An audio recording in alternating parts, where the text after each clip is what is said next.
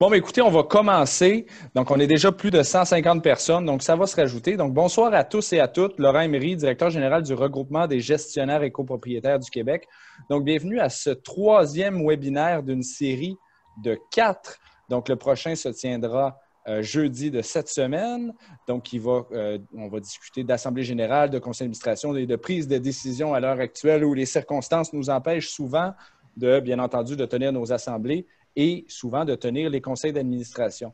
Donc, ce soir, on parle un peu des prérogatives en matière de gestion de travaux, que ce soit partie commune, que ce soit partie privative, d'entretien et de maintenance. Donc, je suis avec Maître Yves Jolicoeur, avocat émérite, secrétaire général du regroupement des gestionnaires et copropriétaires du Québec et avocat chez Terrien Couture Jolicoeur. Donc, bonsoir, Maître Jolicoeur. Bonsoir. Et Dominique Poulain, directeur de la firme de gestion Gestactif. Bonsoir, Dominique. Bonsoir. Donc, pour ceux et celles qui sont familiers avec la formule des webinaires, donc depuis la semaine passée, on tient 2 webinaires par semaine, donc avec une personne du milieu juridique et une personne du terrain, donc du milieu de la gestion pour voir comment se gèrent nos immeubles à l'heure actuelle. Donc, ce soir, les impératifs techniques. Donc, commençons tout d'abord à parler un peu du contexte des nouvelles obligations en matière de travaux des administrateurs de copropriété et des gestionnaires. Donc, M. Poulain, pouvez-vous nous dire, comment se gèrent actuellement les suspensions de travaux, les délais avec les entrepreneurs, les remises, les retours à l'été? Comment on voit ça actuellement sur le terrain? En fait, les entrepreneurs sont assez coopératifs, pour ne pas dire qu'ils sont craintifs de la Commission de la construction du Québec. La plupart d'entre eux, pour des impératifs économiques évidents, là, on ne peut pas payer du monde s'il n'y a pas de contrat qui se livre, ont complètement fermé les bureaux, ont cessé les opérations. Par contre, les patrons de ces entreprises-là, parce qu'en copropriété, c'est souvent des petites, moyennes entreprises, continuent à être à l'ouvrage pour planifier, un peu comme tout le monde le fait, comment ça va se dérouler à la reprise.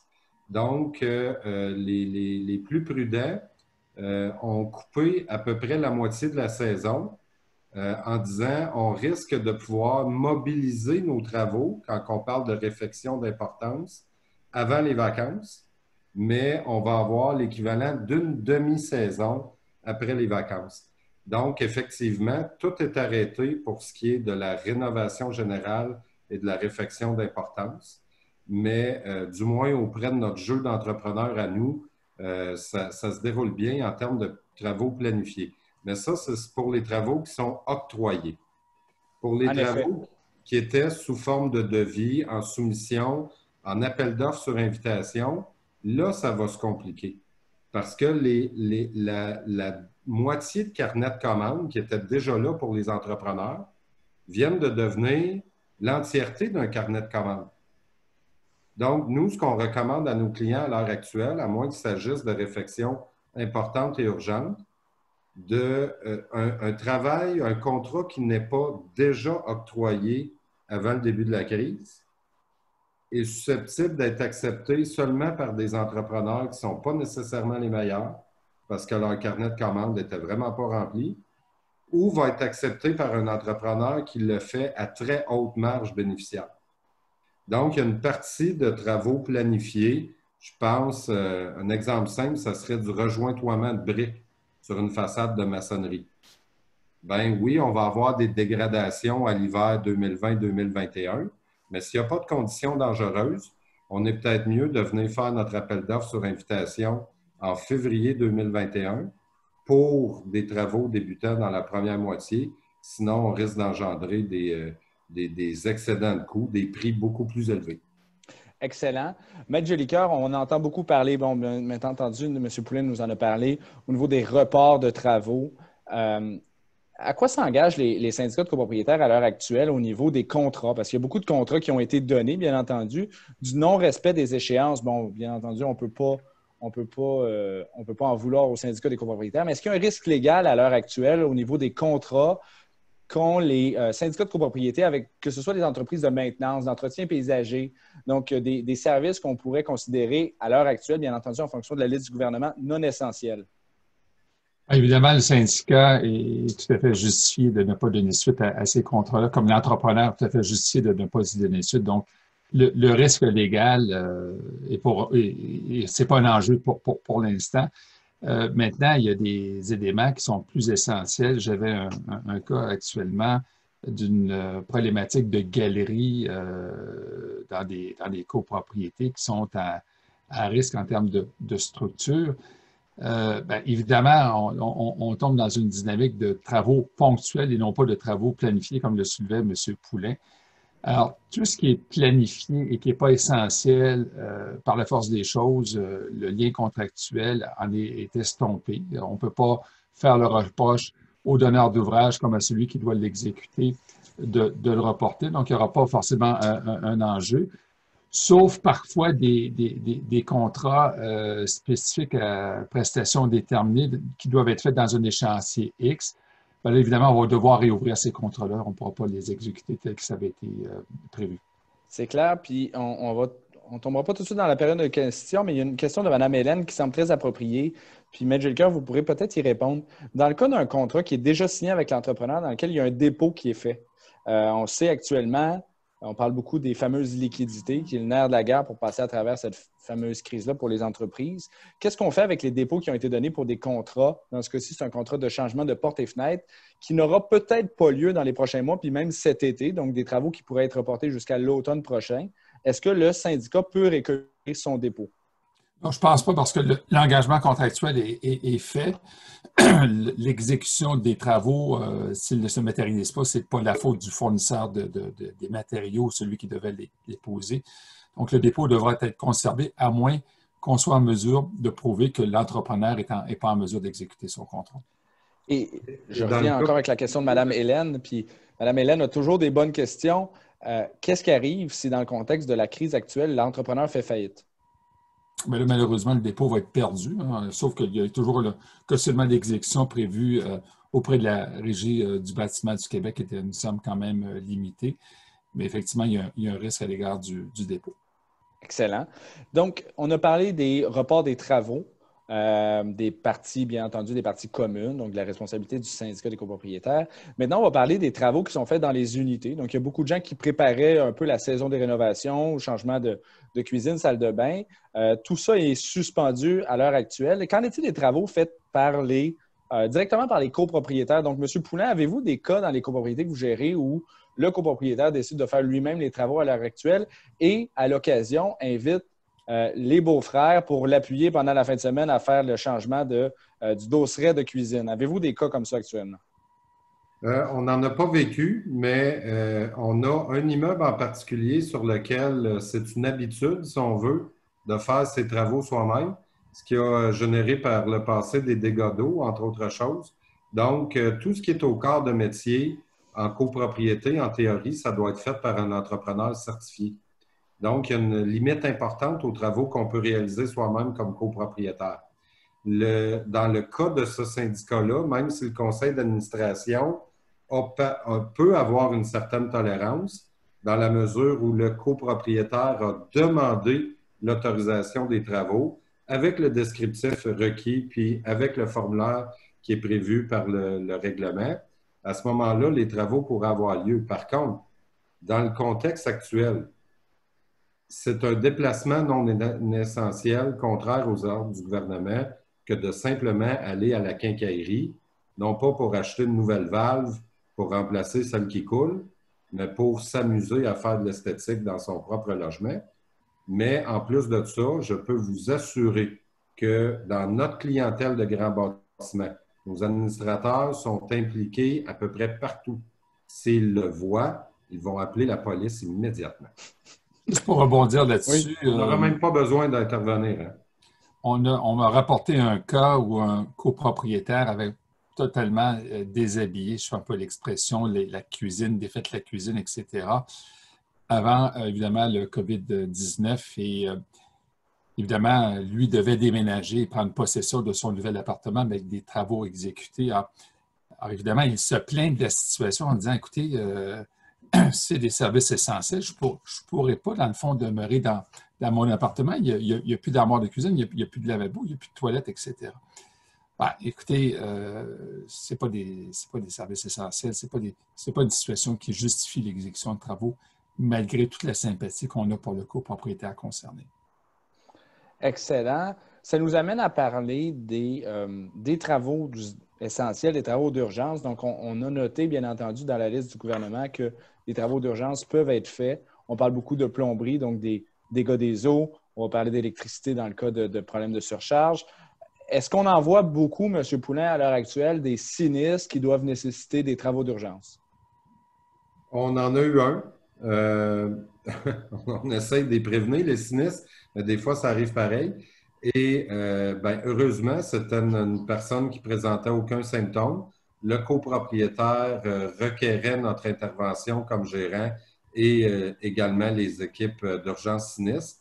Donc, le cas a été traité comme à l'accoutumée, si ce n'est le concept de distanciation des personnes. Donc, plutôt que d'accompagner le plombier puis de se mettre la tête en dessous pour bien voir quel était le problème, puis si c'est un pattern sur le bâtiment, ben l'officier de garde chez Geste Actif s'est contenté de recevoir une photo par téléphone cellulaire du plombier lorsqu'il a terminé l'intervention de correction pour qu'on vienne visualiser la cause du sinistre.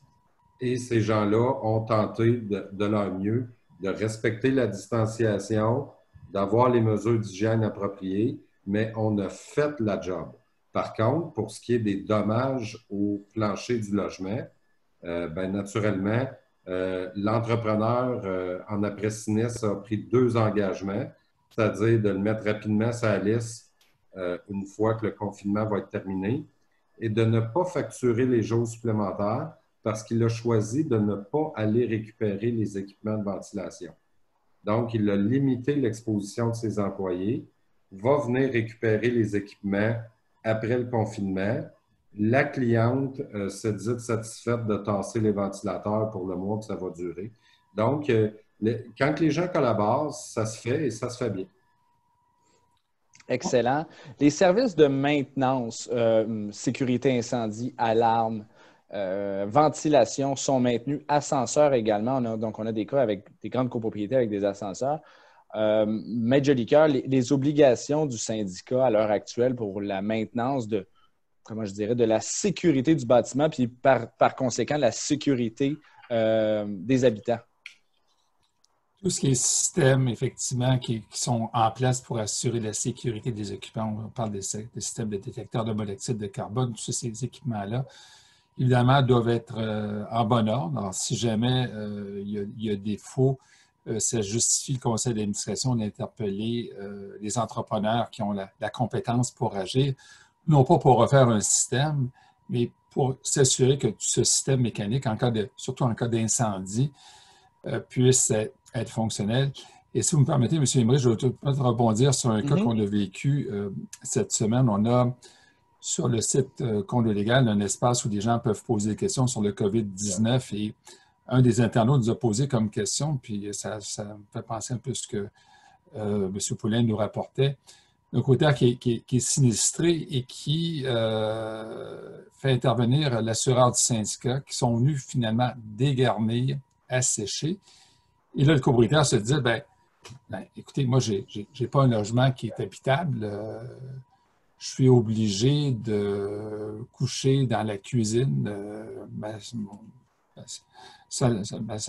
chambre à coucher est tout à fait nette.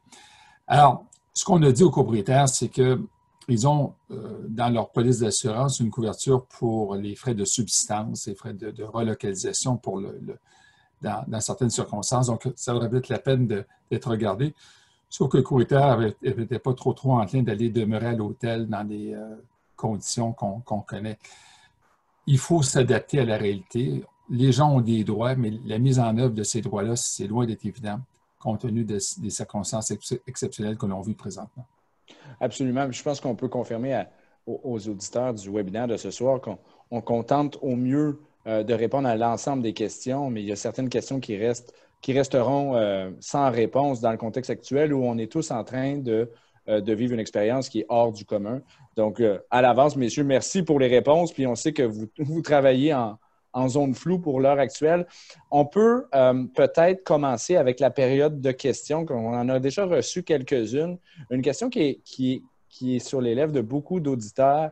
Un copropriétaire qui malheureusement, ne laisse pas accès à son unité dans laquelle il y a une valve brisée en raison de la COVID-19. Donc, Angelica, je ne sais pas si vous avez une expérience similaire, même avant la pandémie, de problème d'avoir accès à une unité en tant que telle pour faire des travaux qui sont, dans ce cas-ci, de nature d'urgence. Bien, le code prévoit que le copropriétaire doit laisser rentrer les représentants du syndicat pour procéder à tous les travaux urgents. 1066 du Code civil du Québec est extrêmement clair sur le sujet, donc il doit laisser rentrer les gens. Alors, je peux comprendre la crainte des copropriétaires dans les circonstances de laisser rentrer des tiers. Évidemment, il y a un protocole à suivre lorsqu'on rentre dans le logement d'un copropriétaire au point de vue d'assurer qu'il n'y ait pas, dans le fond, d'une contagion causée dans les circonstances. D'ailleurs, il y a des firmes spécialisées présentement qui offrent des services en cette matière. Il y a des protocoles à suivre pour éviter que les gens soient exposés. Maintenant, c'est parfait à dire, mais on a des gens, par contre, qui demeurent dans des unités d'habitation qui sont beaucoup plus à risque. Pensons aux personnes âgées, pensons aux gens qui ont des problèmes de santé déjà existants. Je peux comprendre leur crainte de voir des tiers entrer dans le logement, mais il y aura, dans le fond, à ce moment-là, à mettre en place les mesures de sécurité qui s'imposent. Excellent.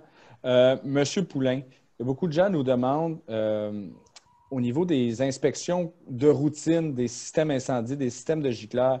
On parle bien entendu d'inspection de routine, non de maintenance. Est-ce qu'on devrait, à l'heure actuelle, reporter ces inspections-là? En fait, nous, les entrepreneurs qu'on a consultés, nous ont indiqué que ça ne faisait pas partie de la liste des services essentiels et l'entrepreneur lui-même refuse de le faire. Par contre, comme on le disait tantôt, on est dans une zone de flou. On navigue entre la crainte des entrepreneurs d'avoir des amendes catastrophiques ou la crainte légitime d'exposer un peu trop et surtout inutilement leurs employés versus la nécessité de faire fonctionner un bâtiment. Si on parle, entre autres, de l'inspection de routine alarme incendie, les batteries, aujourd'hui fabriquées majoritairement en Asie, ont des durées de vie assez courtes. C'est essentiel sur le plan de la sécurité des personnes d'avoir au moins 30 minutes de charge pour l'éclairage d'urgence en cas d'une évacuation de l'immeuble. Donc, et ces batteries-là sont toutes situées dans les parties communes. De la même façon, le test de pression hydrostatique au niveau de la pompe incendie qui vient alimenter tes gicleurs, c'est quelque chose qui peut faire la différence entre la vie et la mort dans le cas d'un incendie d'importance dans une copropriété. Donc, notre perspective comme gestionnaire, c'est que certains aspects de la certification de routine peuvent très bien être reportés parce que le risque est faible. D'autres aspects de la même inspection, eux, sont des points critiques. Ils sont peu nombreux, mais sont identifiables, là. Et je ne suis pas un spécialiste en alarme incendie et je peux facilement les identifier pour mes clients. Donc, ça devrait être maintenu. Maintenant, à l'heure actuelle, si je prends l'exemple de notre entreprise, on en a 2 qui ont été annulées parce qu'elles étaient dues présentement. Et dans les 2 cas, on a fait face carrément au refus de l'entrepreneur. Excellent. Dans le cas, puis là, on fait une relance ici au niveau des questions sur les batteries. Est-ce qu'il est possible pour les conseils d'administration de faire eux-mêmes la vérification des batteries ou du moins de les changer? On parle peut-être dans les plus petites copropriétés. En fait, oui, c'est possible. Personnellement, je sais comment. On ne devrait pas le faire parce qu'une mauvaise manipulation pourrait avoir pour effet puis les administrateurs ou Joe du 303 n'aura pas d'assurance en lien avec ça. Et le fait de mal le manipuler pourrait faire en sorte que le système ne te protège pas ou ne fonctionne pas. Le risque est un peu plus faible au niveau de l'éclairage d'urgence. Ces batteries-là se vendent effectivement chez Home Depot, mais moi, j'aimerais bien que le gouvernement précise un peu plus ces questions-là, de telle sorte à ce que nos entrepreneurs certifiés puissent nous dire demain, après-demain, OK, d'accord, on va aller faire une certification partielle et des interventions partielles sur des points critiques identifiés dans les espaces communs. Donc, c'est une solution du pire de le faire par soi-même. J'ai M. Marcoux, Gabriel Marcoux, qui est un des conseillers Infogestion, qui nous dit qu'à l'heure actuelle, ils ont demandé au service de sécurité incendie de la Ville ainsi qu'à leur assureur, et dans les deux cas, on a demandé de reporter les inspections. Donc, c'est quand même intéressant de voir la Ville et l'assureur qui confirment cette information-là. Parlant d'assurance, M. Jolicoeur, vous êtes un expert en assurance de copropriété. On a une dame qui nous demande, Mme Céline Lapointe, les remplacements des chauffe-eau aux 10 ans, souvent demandés par les assureurs et à l'occasion dans les déclarations de copropriété. Est-ce que ça peut être considéré de travaux d'urgence? Et qu'arrive-t-il si la reprise des travaux a lieu en l'automne? Est-ce qu'un copropriétaire peut être mis à l'amende pour ne pas avoir remplacé son chauffe-eau dans le cas des circonstances actuelles? Je pense qu'un assureur serait malvenu de dire que sa police d'assurance ne sera pas mise en œuvre parce que le chauffe-eau dépasse 10 ans dans des circonstances. Il n'y aurait certainement pas la sympathie du tribunal pour avancer un argument de ce type-là. C'est totalement proscrit de changer des chauffe-eau, sauf si, évidemment, c'est un risque d'inondation ou d'un bris où, finalement, le chauffe-eau est en train de perdre de l'eau. Par ailleurs, pour la question des amendes, oui, effectivement, il y a plusieurs déclarations de côté qui comportent des clauses pénales au terme de laquelle on peut imposer une amende. Mais encore là, la règle du gros bon sens, c'est qu'on est en pleine pandémie. Là. Il y a des gens qui meurent un peu partout dans le monde. Entre l'amende et le chauffe-eau, je pense qu'il faut prioriser la santé des Québécois avant toute chose. Excellent. Certains auditeurs du webinaire ce soir nous demandent si les informations qu'on parle ce soir ont été transmises au gouvernement de M. Legault. Donc, en effet, au niveau du regroupement, pour ceux et celles qui sont abonnés aux infolettes, sinon les autres, je vous invite à vous y abonner directement sur le site. Il y a également M. Jolicoeur qui publie des bulletins avec son équipe. Le dernier est sorti aujourd'hui sur condolégal.com, vous le retrouverez. Donc, demande si l'information qu'on traite ce soir et dans les autres webinaires ont été transmises au gouvernement. Donc, il est clair que ces questions-là ont été transmises. Il est clair que les copropriétés sont au cœur des enjeux actuellement. Il y a beaucoup de questionnements, mais c'est ça qu'on essaie d'essayer d'élucider avec vous. Donc, voilà. Il y a également la proposition, M. Poulin va être content de m'entendre à ce niveau-là, de faire nommer les gestionnaires immobiliers actuellement sur le terrain comme service essentiel, donc les gestionnaires d'immeubles qui doivent, à l'occasion, faire des vérifications, faire des inspections et s'assurer, dans le fond, de la coordination des différents corps de métier dans le cas de sinistre. C'est clair que la sécurité des occupants dépend de leur travail. Donc, à notre avis, on devrait nommer les gestionnaires de copropriété ou du moins de façon générale les gestionnaires d'immeubles dans le cas de services d'urgence comme service essentiel. Une question de M. Bruno Beauregard, pardon. On va y répondre ce jeudi, mais M. Jolicoeur, pendant que vous êtes avec nous. Notre année financière se terminait le 31 octobre. Nous devons, dans les 6 mois après cette date, faire notre assemblée générale. Si jamais la crise se prolonge, on fait quoi? Donc, on parle ici de report des assemblées. Le RGCQ a recommandé le report des assemblées générales. Mais quelles sont les conséquences pour les syndicats de copropriété à l'heure actuelle? Il n'y aura pas de conséquences parce que la loi est impérative. Aucun rassemblement. On est en pleine crise. Toutes ces dispositions-là vont effectivement être suspendues. D'ailleurs, on a fait des démarches pour essayer de suspendre l'obligation de faire des unités de référence le 13 juin prochain. Le RGCQ est extrêmement actif en cette matière. D'autres intervenants également qui le demandent. Tout ce qui n'est pas essentiel doit être suspendu jusqu'à temps qu'on sorte de la crise. Vous l'avez dit, M. Jolicoeur, c'est également sur les lèvres de beaucoup de syndicats de copropriété, la fameuse description des unités de référence.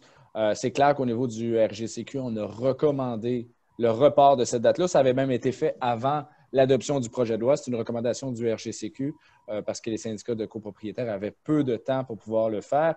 Donc, c'est clair qu'actuellement, on travaille à ce niveau-là auprès du gouvernement, mais également auprès des assureurs pour donner une certaine liberté, une certaine latitude aux syndicats des copropriétaires de faire ce qu'ils ont à faire. Monsieur Poulin, on a parlé tantôt des inspections incendies. On a une question au niveau des ascenseurs. Donc, les ascenseurs qui sont essentiels à la scène, comment je dirais, au sein voisinage. Pouvez-vous nous dire actuellement si les inspections d'ascenseurs sont faites dans les syndicats de copropriété? Oui, les entretiens réguliers mensuels sont faits et ils sont requis en termes de certification.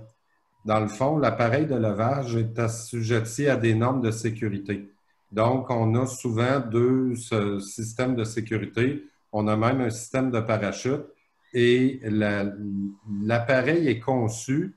C'est pas aussi bien conçu qu'un avion de ligne qui ne doit jamais tomber sous aucune considération, mais c'est conçu pour ramener le risque vraiment proche de zéro et c'est lié à l'entretien des pièces mobiles.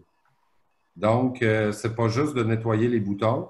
Oui, on demande à ce que ce service-là soit maintenu.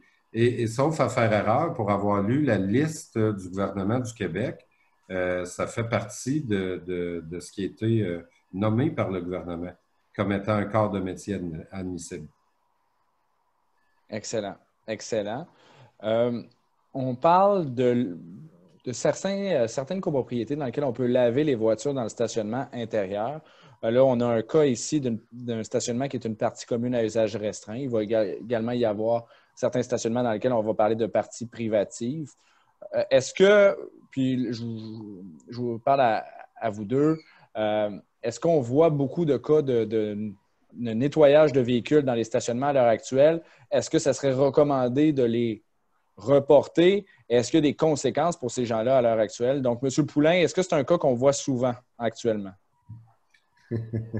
Non, c'est un cas qu'on n'a pas vu. Oui, on tombe dans une zone de flou, mais je pense qu'on aurait demandé poliment aux copropriétaires de reporter, de se préoccuper de sa santé et de celle des autres humains qui l'entourent avant l'esthétique de sa voiture. Maître Jolicoeur, j'imagine qu'on est dans le même ordre d'idée de votre côté? Ah oui, écoutez, tout ce qui n'est pas essentiel, on met ça de côté. Laver sa voiture dans les conditions actuelles, il me semble que peut-être d'autres choses à faire que ça.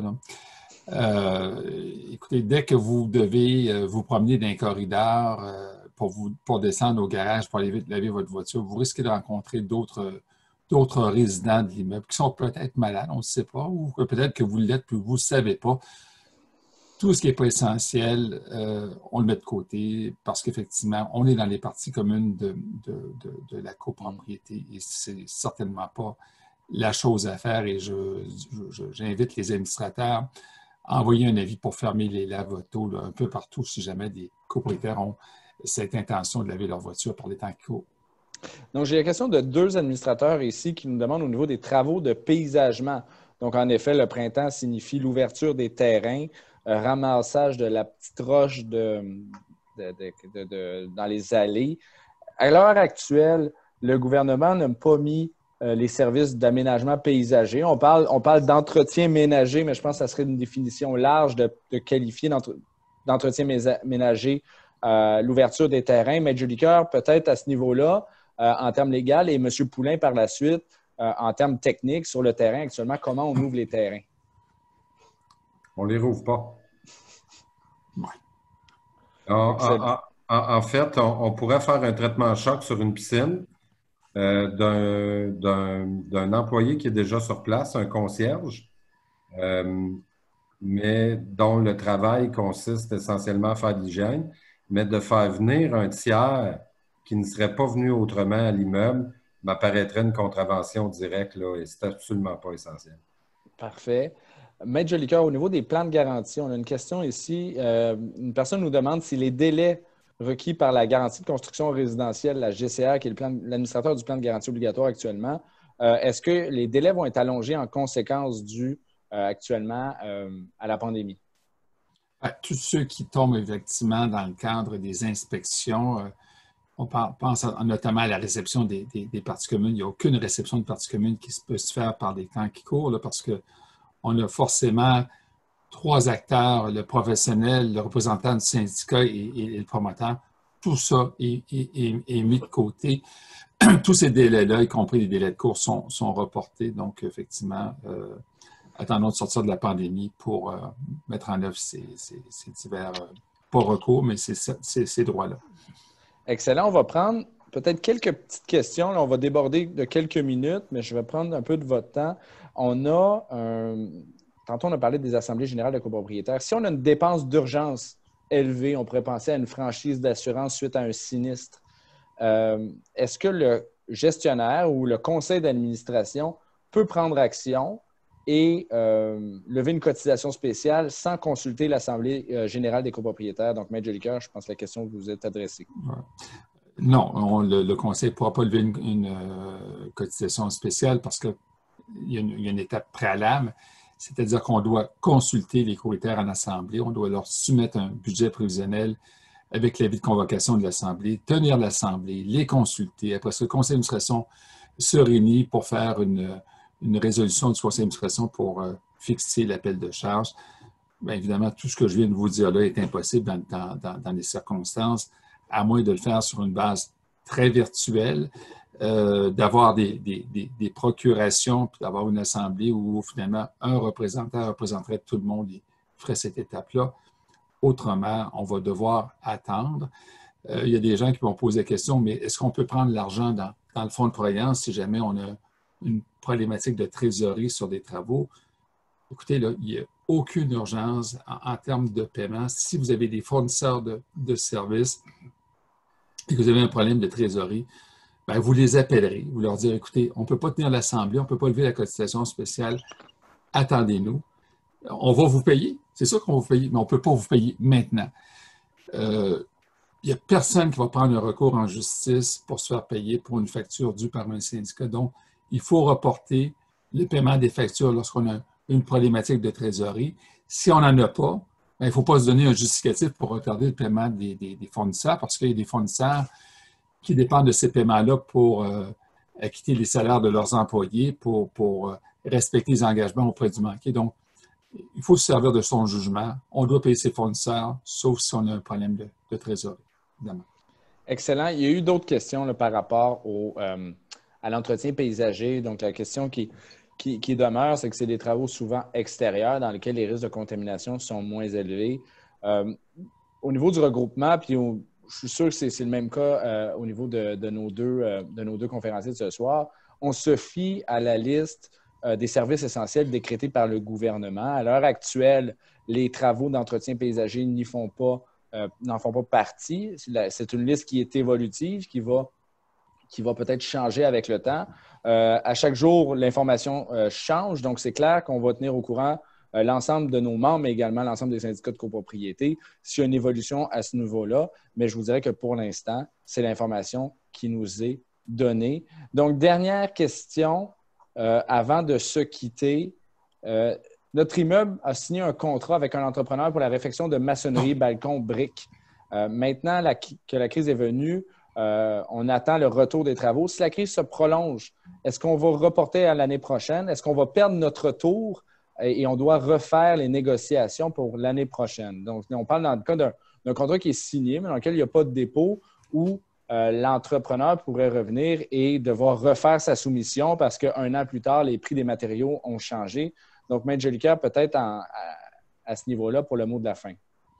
Évidemment, tous ces contrats devront être revus. S'il y a une impossibilité d'exécution, parce qu'effectivement, il y a une augmentation, un accroissement du coût des matériaux, l'entrepreneur a certainement une disposition dans son contrat qui lui permet de pouvoir ajuster son contrat en conséquence. C'est vraiment du cas par cas.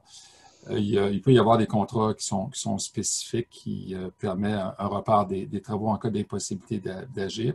C'est souvent le cas lorsqu'on parle de grève, de cataclysme. Il y a des dispositions dans ce qu'on appelle les CCDC, là, des contrats types de construction qui permettent à l'entrepreneur de réajuster le tir à ce niveau-là.